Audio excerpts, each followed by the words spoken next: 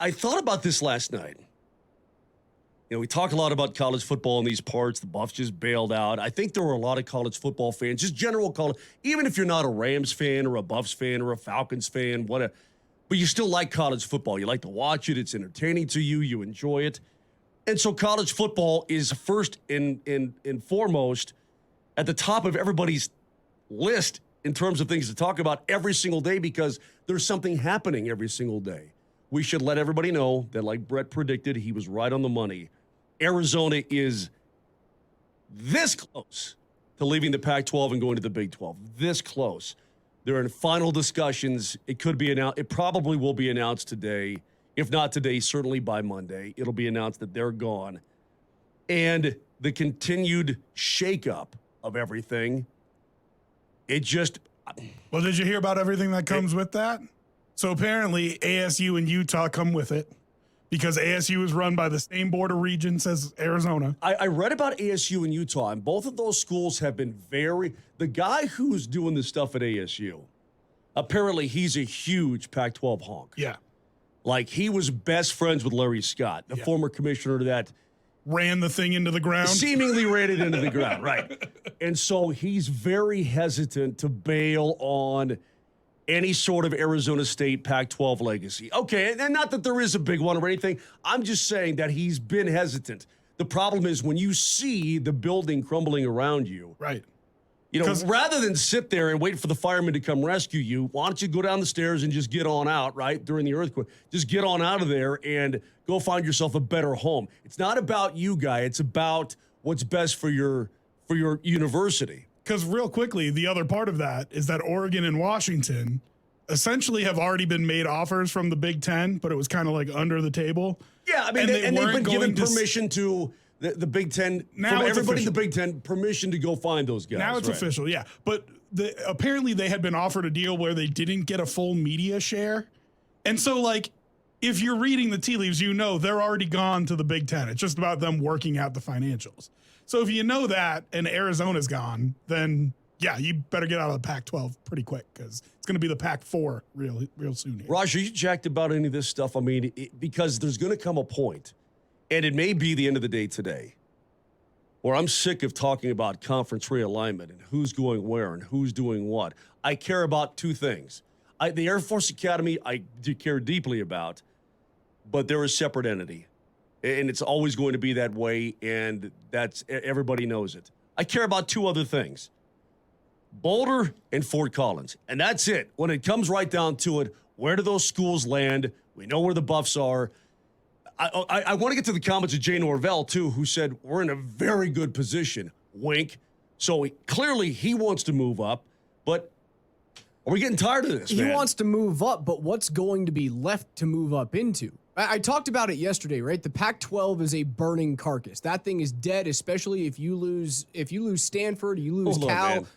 What? He just combined a dead horse and like a burning carcass. I mean, they said it's a burning carcass. Like a meteor came down and smashed a bunch of horses. By definition, a burning carcass is dead. Now, hold on. I don't think a burning carcass has to be dead. I think you can burn alive. No, a carcass is dead. Okay. All right. By definition. Right. Don't you two sit here and try and syntax shame me. Hey, we're just making sure we've got it all down pat. That's all. If Stanford and Cal also leave and move over with Washington and Oregon to the Big Ten, because the idea is that if they go up by 4 teams, and the Big Ten doesn't necessarily want to do that right now, is that Stanford and Cal Berkeley are going to be the 2 teams that jump over. I said it on the appetizer hour, it would be a shame if Colorado jumped to the Big 12 and a team like Cal gets into the Big Ten, which is the bigger prize out of the 2 conferences. Yeah, but Cal will be the Vandy. They will absolutely be. Yeah, but Vandy. I would be it's Vandy. More money. I would be Vandy every day of the week right now. Let me hindsight this for you. It's more money for sure. A lot more money per year to be in the Big Ten. However, it's a lot easier to win in the Big 12. I'm convinced of that. It'll be and not that you want the easiest pathway. It will be a more efficient pathway to a playoff spot through the Big 12 than it would be the Big 10. So there are gives and takes and all of that. And if you win, a lot of money will come your way outside the conference anyway. But every single day there's a new discussion about all this. The FSU guy, That not only the president, but one of the trustees is like, yeah, we're gone. I was reading really up on it yesterday. Apparently in 2016, every team in the ACC signed away their rights to the conference, which means they can't get out of it until 2036 without a buyout. And the buyout, if FSU wanted to jump, the buyout, which seems sort of ironclad, is $125 million. But that doesn't even buy them out of their media rights. The media rights deal is through 36. Correct. That just buys them out of the agreement with the other schools. So they would still have to figure out how to get out of their media rights deal on top of getting out of their commitment to the other schools in the So conference. my argument here, bringing this back to Colorado State, and Norvell saying he's in a good position. Did you see that? In fact, he's going to be in I here agree with next him. week. I was, what day is that, Martin? Thursday. Next Thursday, Jay's going to be right here in the studio. You're in a good position if what I hope happens is the Pac-12 and the ACC, or what remains of the Pac-12, find a way to combine and create a coastal conference where you have a Western division and you have an Eastern conference like Atlantic division. That's where I think CSU can benefit from this. Yeah, You and I don't jump think- up, you jump into what is currently the Pac-12. Both of those conferences combined so that you can compete with the Big 12, Big 10, and SEC, and you truly have three main power conferences. This weekend in the Pac ACC, Fresno No, State and Virginia. I said I have a name for it. The Coastal Athletic Conference. The CAC. I think they already have. I'm sorry. You want us to Yes. Okay. whip I out the do. CAC every do. Saturday? If Moj wants the D, I want the CAC. I can't. No, here is Sounds like why. you've been sitting on that one for a long He time. really has. Sit on it. He said it probably alone in the appetizer hour and was just thinking about whipping it out here this whole time.